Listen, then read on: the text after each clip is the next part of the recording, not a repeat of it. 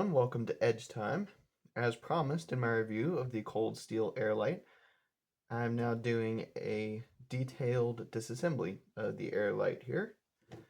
So without further ado, let's get into it. So when I'm disassembling a pocket knife, I like to start with the clip screws first. These clip screws and all of these smaller screws on this knife are T6.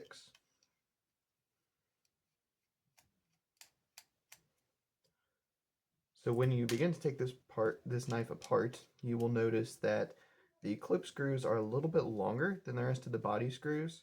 Just make sure you don't get those mixed up. It doesn't really matter if you mix up the short screws with each other, as long as you don't put the short screws in the pocket clip. It won't hurt your knife. You'll probably just have to disassemble it and reassemble it again, but it's really no big deal. Get these out of here.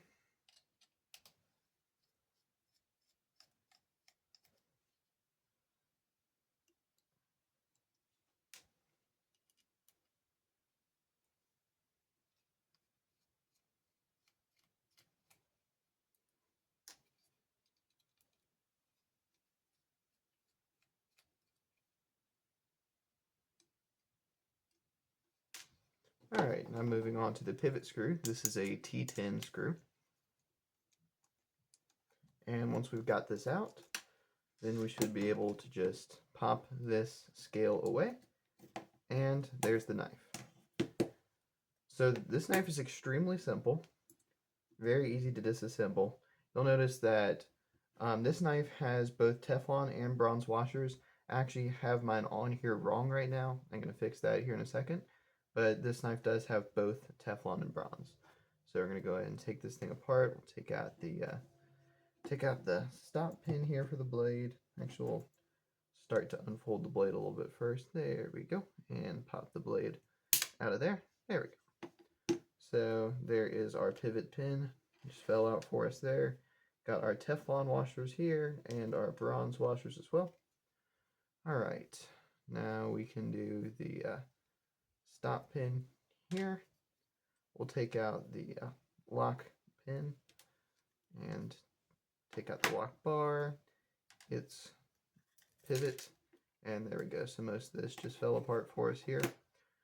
One of the design features of this knife that I really like is how the spacer system works. So you have this G10 spacer that fits in the back of the knife here, but then you also have these little faceted spacers that nest in here. And this is just a very tough design, very difficult to hurt anything in here. So that's one design feature that I love of this knife. So there it is. It is fully disassembled. You can clean every part of it at this point. This particular knife does not need to be cleaned right now. So I'm just going to go ahead and start putting it back together. So I will start here with the G10 spacer. Make sure you get this little pin in here. This pin, I believe, is to keep the G10 from flexing with the spring, because then the lock wouldn't be as strong if the G10 were to flex around in there. Let's get these spacers in here.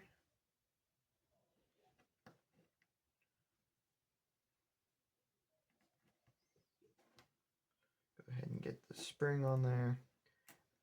It's probably best to leave the knife on a flat surface while doing the reassembly, because if you tip it up too far, then this stuff will just sort of fall off of here and it'll be a pain to try to get it all together. So let's see, so probably be best next to put in the lock bar pivot, and then have this smash down the, oh right, that's how this works.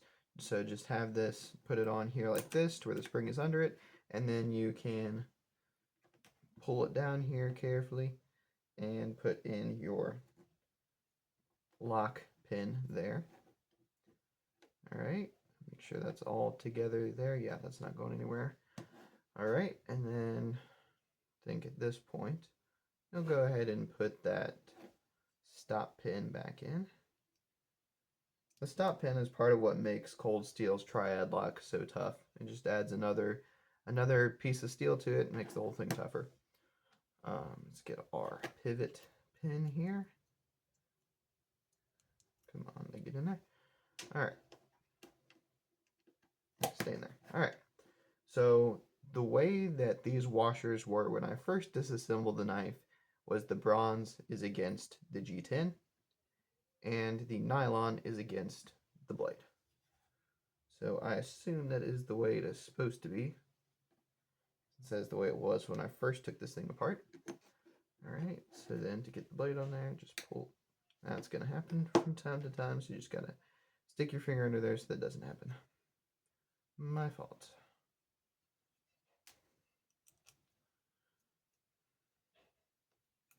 Boop. There we go. Just keep my finger under there so it doesn't happen again. And get my bronze washer and my Teflon washer on there.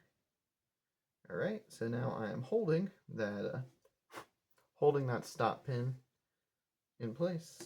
Get the blade on there and go ahead and move it into the locked position. Lost my lock bar stop there. That's fine. Get that back in there. I'm going to carefully set this back down just so that the pivot doesn't come out of there.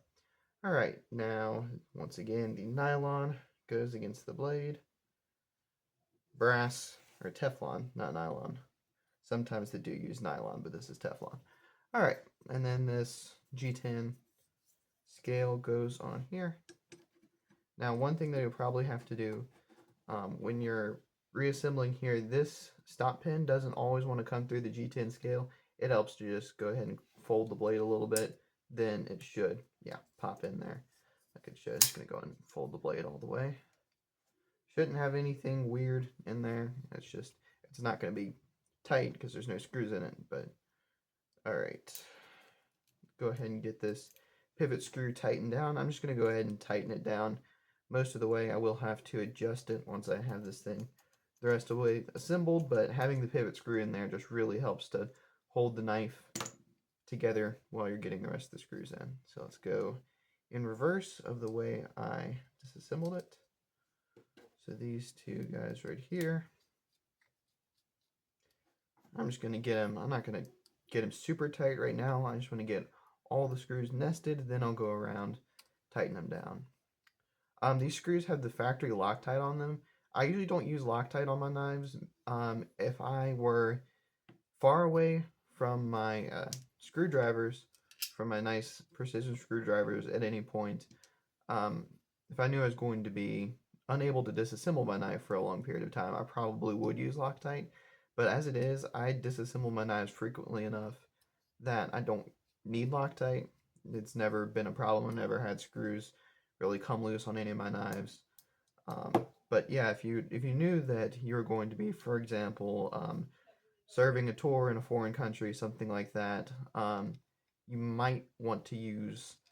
If you knew that if you're going to be in a foreign country, I would definitely put the highest strength Loctite there is. And if you're just not really into maintaining your knives all that often, then I would just use a somewhat lighter Loctite, maybe the blue. But yeah, if you're like me, you disassemble your knives all the time. Don't really need it. Just keep your knives tight. Alright, so now I am going to tighten down all of the screws just as tight as I comfortably can. I'm not going to torque on them like crazy because these can and will strip. That's how all these little T6 screws are. T6 does have a tendency to strip, but it is a fairly easy to use screw, and if you have a nicer screwdriver like this Wera, I love this thing. I got this along with a channel lock T6 screwdriver because I was sick of my other precision screwdrivers just stripping out on me, and I by far have favored the Wera over the channel lock. It's just the design is better, the head is cut better. I love this little rotating cap back here. Alright, so everything is torqued down now, everything feels nice and tight, including the blade, and we need to fix that because the blade does not need to be that tight. So let's go ahead and back that screw out a little bit to where you can get that action open. That feels about right. Let's see here. That might be a little stiff, but that's pretty close. Maybe back it out just a little more. There we go. That's where it should be. Alright, so there we go. Our cold steel Airlight has been fully disassembled, reassembled, back in action.